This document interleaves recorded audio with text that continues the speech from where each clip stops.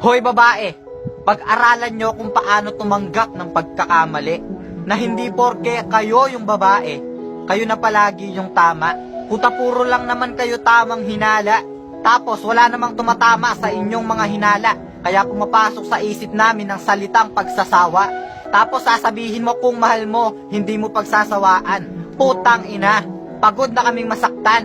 Kami yung nagsusori kahit kayo yung may kasalanan. Kapag kayong mga babae may kausap na lalaki, kaibigan. Pero kapag kaming mga lalaki may kausap na kaibigang babae, puta kabit. Tapos kayo pa yung galit.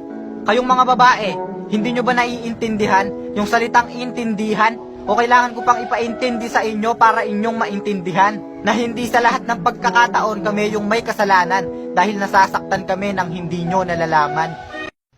Ang pagmamahal ay hindi laro.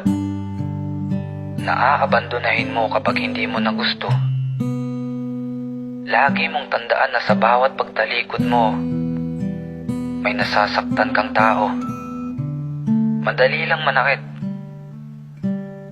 Pero isipin mo rin yung mararamdaman ng taong sasaktan mo. Bakit naman, sir? Maisip mo na lang.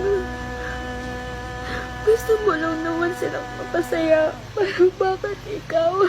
Hindi mo magawa sa sarili mo yun? Ano bang ginawa natin?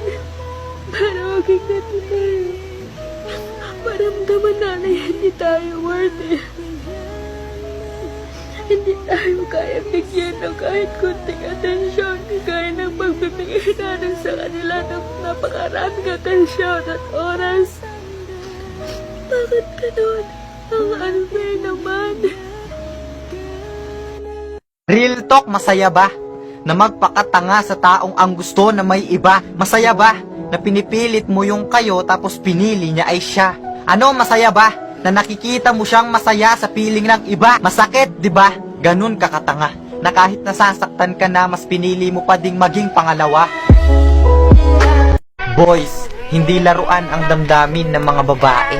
Hindi sila ginagawang pampalipas oras lang. Tangina, sinanay nyo silang masaya sa tuwing magkausap kayong dalawa. Pinakilig nyo sila sa mga banat nyong hindi naman totoo. Ginulo nyo yung tahimik nilang mundo. Tapos kapag na-fall sila sa inyo, plakta, hindi nyo naman kayang masalo. Mga gago, wag nyo na lang ligawan kung bigla nyo rin silang iiwan. Ano to, katuwaan? Na yung damdamin nila bigla nyong paglalaruan? Boys, ito ang tandaan nyo. Huwag kayong gumamit ng damdamin ng ibang tao para lang maging masaya ang inyong mundo.